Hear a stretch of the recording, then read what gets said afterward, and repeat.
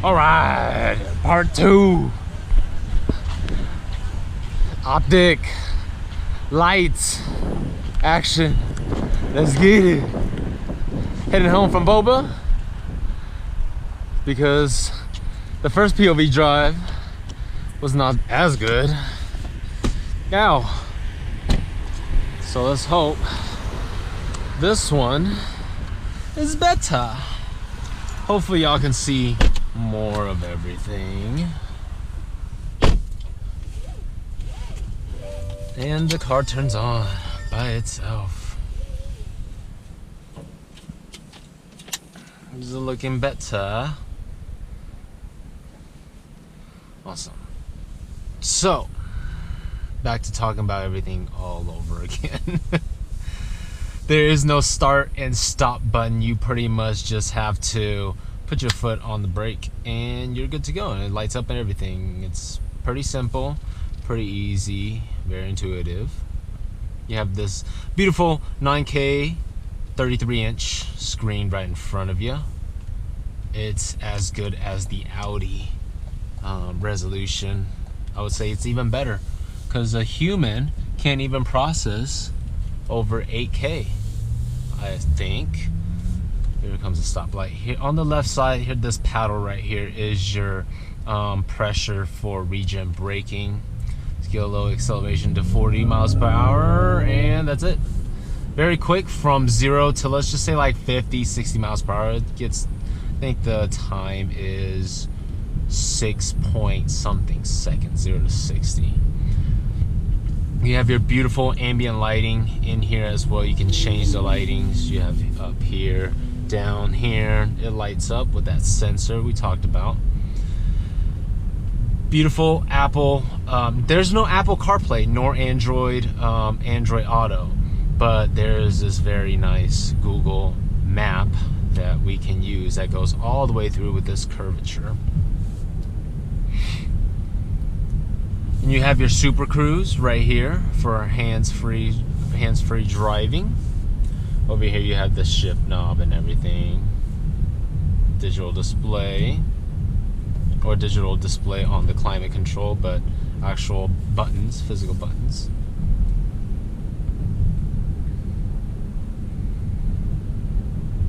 What I noticed from this car, I don't know if it's just the tires, but when you hard accelerate, it does have that drift. It has that steering wheel drift.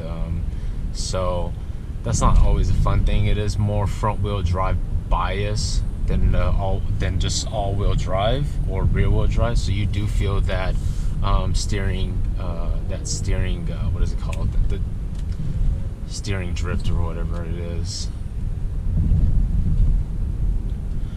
Coming up to this stoplight, let me show you some of the buttons on the screen.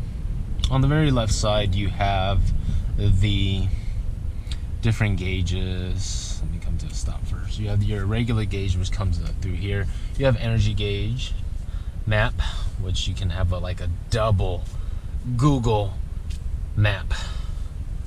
You have your assist, which is your hands-free driving. You can change, what the distance is in front of that. This is the car in front of you. You have a clean layout as well, very clean.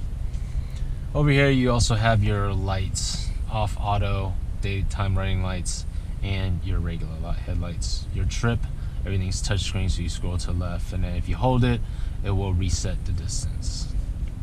Let's go back to layout, gauge. What's this? Sport or touring, you can change that. So now we have it in sport. Over here you have different drive modes. This is your main menu. Vehicle status, drive modes. Drive modes, we're currently on sport. You can go to tour, snow / ice, and you could do my mode as well. A lot of people, there's a Q50 over there just revving it up, but I bet you I'll beat him to 0 to 60, y'all. And let's get going again. That was the fastest light. That turned yellow, just like that.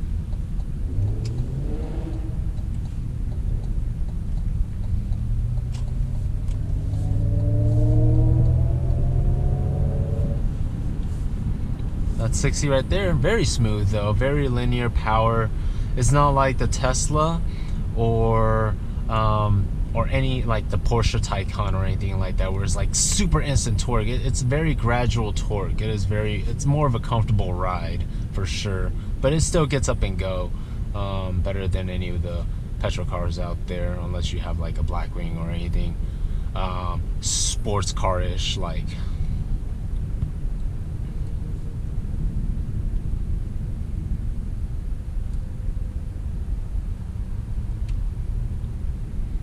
And I do like how you can change your one pedal drive on here. You can set, you know, your levels if you want it high or medium or low. You can set that right here, normal, off.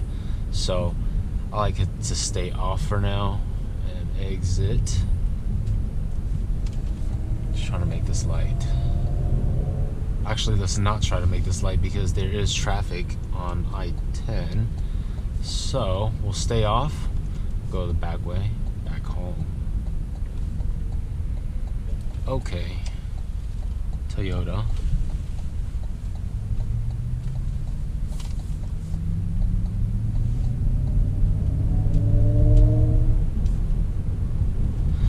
There is also sound whenever you press on the gas, just like any EVs. Most of the EVs nowadays have that artificial sound of accelerating and decelerating and stuff like that. I do turn that on just to have some emotion in the car, but you can always turn that off when we're just automatically just silence, you know. So that's just personal preference.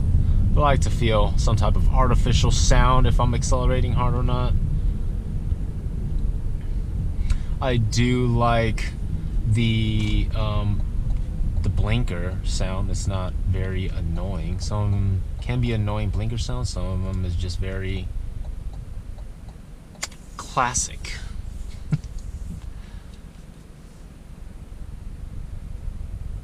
Very quiet inside the car, going through bumps, going through speed bumps or anything like that.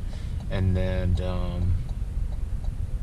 yeah, it doesn't, you know, alright, you're going left, I'm going left, cool.